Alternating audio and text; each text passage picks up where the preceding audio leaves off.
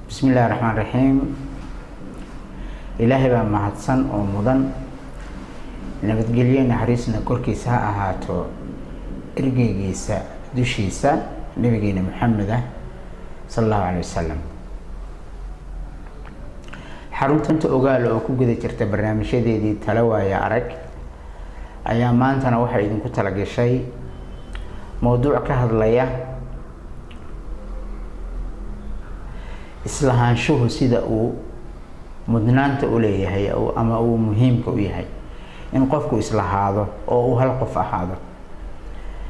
waxa igu kalifay inaan mowduucan doorto waxaan arkay dadkeena Soomaalida ah in badan oo kamid ah inaysan islahayn oo ay laba nooc yihiin, marna ay si yihiin mar kalena ay si kale yihiin. marka waxaan u bixin karaa ama aan ugu magac dari karaa aniga iyo aniga. waa aniga haddana mar labaad baan haddana aniga ahay. shakhsiyan gaar isaga hadli maayo, dabcan dadka aan la hadlayo waa ku jiraa, nafteyda waa ku jirtaa, laakiin waxaan ka hadlayaa si guud dadka Soomaaliyeed baan uga hadlayaa. qofku inuu islahaado oo uu yahay qof meel loogu soo hagaaga leh waa arrin wanaagsan. haddii taa beddelkeed ama midda ka soo horjeeda uu leeyahayna waa tilmaan aan wanaagsaneyn. qofkaasina waa qof bulshada dhexdeeda ka caayan. waxa wanaagsan marka qofku inuu isleeyahay hadalkiisa iyo falkiisa ama ficilkiisaba in ay isleeyihiin oo uu yahay qof meel loogu soo hagaaga leh. haddii kale de waxa ka soo baxaysa waxa uu sheegayo ama waxa uu sameynayo markaas oo dadka uu sheegayo inaan la qaadanin oo uu noqdo qof dadku ay isweydiiyaan waxa uu idin sheegayo mu isaguba sameeyo ama may iyaduba sameeyo. marka waxaan rabaa inaan tusaalayaal bixiyo anigoo aad u soo gaabinaya dadka aan islahayn ama labada nooc ama labada jaad u dhaqma. waxaa ka mid ah dadka siyaasiyiinta ah. siyaasigu marka uusan ka mid ahayn dowladda markaas jirta ama uusan xilka haynin wax badan buu sheegaa. wuxuu sheegaa waxbuu dhaliilaa dadka markaa xukunka haya ama dowladda ku jira ayuu aad u dhaliilaa, waxbuu ka sheegaa, wax badan buu akhriyaa, ballanqaadyo sameeyaa haddii isagu uu booskaas joogi lahaa sida uu u hagaajin lahaa arrimaha uu markaa ka hadlayo. laakiin taa beddelkeed haddii uu isagu ka mid noqdo dowladda ama waqtigaas intuu dhammaado inuu marka dowlad kale la sameynayo isagu uu xilka qabto ama ka mid noqdo, waxaa dhacaysa in sidii uu sheegayay ama dhaliilihii uu sheegayay laftigiisii lagu arko. way dhici kartaa qofku marka hore oo bannaanka uu ka joogo siyaasiga ah, siyaasadda bannaanka ka joogo ama uu mucaaradka yahay, wax badan oo la fudud inay cuslaadaan marka uu dowladda ka mid noqdo ama uu xilka qabto dowladda. waa laga yaabaa inay ku adkaadaan, laakiin de waxaad arkaysaa qofkii oo laba nooc ah oo markana wixii uu ku haystay qoladii isaga meesha kaga horeysay laftigiisa kagaba dheereeya ayaad arkaysaa. marka waxaa wanaagsan in qofku uu islahaado hadduu siyaasi yahay marka uu xilka hayo iyo marka uusan xilka haynin, marka uu dowladda ka mid yahay iyo marka uusan ka mid ahayn. waxaa intaa dheer waxaan maraynaa dunia casri ah oo qofka waxa uu yiraahdo waxa uu qoro dhammaan ay yihiin wax duuban ama diiwaan gashan oo kaydsan. waxbaa la duubayaa inta hadalkaagii maanta ahaa iyo midka biri ama kii shalay oo aad u kala duwan marka la arko. dad badan oo laga yaaba inay dan khariban leeyihiin ama dan maaragtay aan wanaagsaneyn ay leeyihiin ayaa laga yaabaa inay kaaga faa'iideystaan.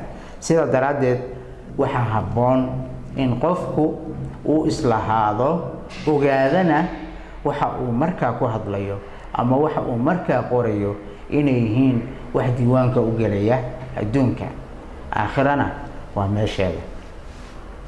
sidoo kale dadka aan islahayn oo kala hadla waxaa ka mid a runtii wadaadada ka mid a wadaadada ayaa ka mid a marka ay dadka wacdinayaan in badan oo ka mid a ma aha kulli dhammaan ma aha sida siyaasi kastana uusan sidaa u ahayn ayay wadaadaduna saa u ahayn oo qaar quman ay jiraan laakiin in badan oo ka mid a markay dadka wacdinayaan مثلا markay ka hadlayaan qabyaalada iyo xumaanteeda iyo dadku sida ay isu khilaafsan yihiin markay ka hadlayaan waxa laga yaabaa inay daliishadaan ama akhriyaan aayada quraanka ah ee oranaysa Ilaahay subhanahu wa ta'ala uu ku leeyahay wa'tasimu bihablillahi jamii'an wala tafarraqu wada qabsada xariga Ilaahay hana ku kala tagina ama hana kala tagina sida daraadeed markay aayada akhrinayaan waxa ay u keensanayaan oo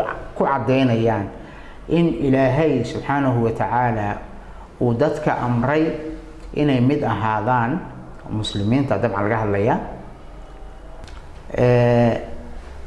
marka aayadaas quraanka wa'tasimu bihablillahi jamii'an wala tafarraqu daliishanayaan waxa ay leeyihiin dadku waa inay midoobaan oo xariga Ilaahay wada qabsadaan oo ayan kala tagin ama aysan kala tagin laakiin iyagu taas kama muuqato oo waxa laga yaabaa ama ay tahayba inay kala tagsan yihiin oo markii wadaad kale ay isku dhacaan aayadaas aad moodid inay ay dhinac iska dhigayaan oo ay iyagu kala tagayaan oo col noqonayaan oo waliba cadaawadooda fogaanayso lagana yaabo inay ku saleeyaan diin marka iyagana waxa wanaagsan inay islahaadaan oo dadka waxay ugu baaqayaan oo maaragtay ay u sheegayaan iyagana inay ka muuqato ayaa aad wanaagsan dadka sidoo kale saddexaad oo aan islahayn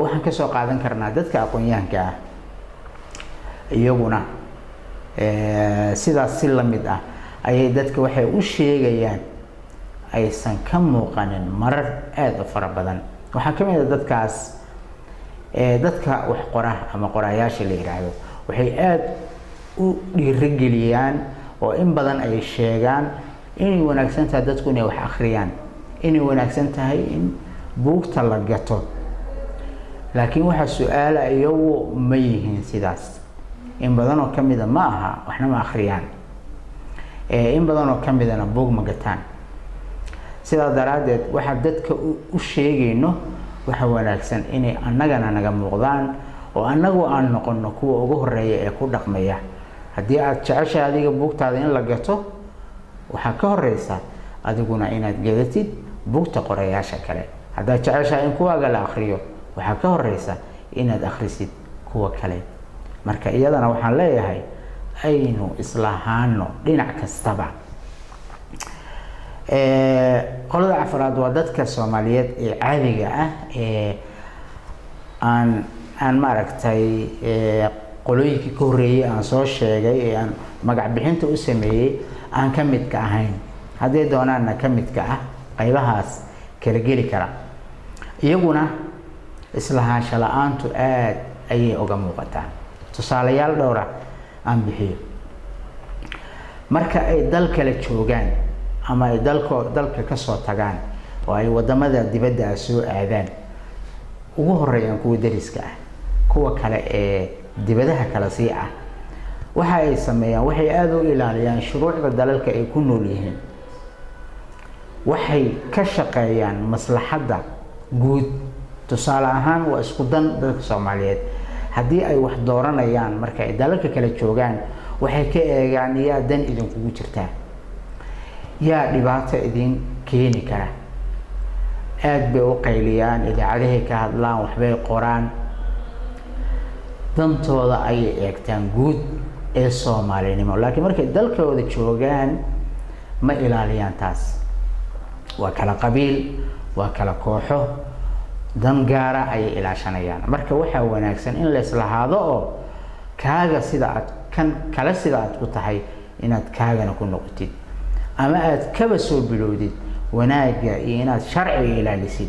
marka aad dalkaaga hooyo ku nooshahay ayaa wanaagsan inaad halka ka soo bilowdid. laakiin dalalka kalena shuruucdoodan ilaalinaynaa, keenayna waanu dayacaynaa oo waxba haba yaraatee u aabayeeli mayno oo waxaan islahayn. waxaad arkaysaa qof wadani ah marka uu joogo dalalka kale oo ilaalinaya shuruucda oo dhan, laakiin marka uu kiisii tago ma aha kii dibadda joogay ee sharciga dhowrayay maaragtay toosnaa ma aha, waa mid qalloocan. canshuur ma bixiyo, laakiin dalalka kale markuu joogo canshuurta waa bixiyaa. tusaale, marka uu eeraboorada kale ka degayo, marka uu sharciga dibadeed haysto ama uu ka soo dhoofayo, waxaa laga yaabaa ama ay tahayba in lacag laga qaado fee ah uu bixiyo. laakiin marka uu tago kiisii waxaa laga yaabaa inuu arrintaas aad uga qayliyo oo uu ka doodo oo aad uga murmo, uu yiraahdo sidee ayaa dalkayga la igaga qaadayaa lacag haddii kuwa kaleba waad u gashahay, maxaad lacagtan yarta ah dowladnimada dhisaysa u diidaysaa? waa islahaansho la-aan weeye. marka waxaa wanaagsan in aynu is yeelano dhinac kastaba. haddaynu nahay siyaasiyiin inaynu is leenahay, haddaynu nahay wadaado inaynu is leenahay, haddaynu nahay qorayaal iyo aqoon-yahan kale inaynu is leenahay, haddaynu nahay dad caadiya oo bulshaweynta inteeda badan ahna inaynu is leenahay. waxa aynu dadka u sheegayno aan inaga laynaga waayin. waxa wanaagsan qofku inuu islahaado. qur-aankuna arrintaasi aad iyo aad ayuu u dhiirigelinayaa. ilaahay subxaana wa tacaala isagoo arrintaa ka hadlaya waxa uu leeyahay: ata'muruuna annaasa bilbiri watansawna anfusakum wa antum tatluuna alkitaaba afalaa tacqiluun. oo dadka ma waxaad faraysaan oo amraysaan oo ugu baaqaysaan inay wanaag sameeyaan, idinku naftiinana ma iloobeysaan oo wanaaggaa ma samaynaysaan miyaa? idinku oo weliba kitaabka akhrinaya, war miyeedan caqli lahayn ayuu ilaahay leeyahay. nebi ka mida nebiyadiisana waxa uu isagoo arrintaas mid lamida ka hadlaya uu yiri: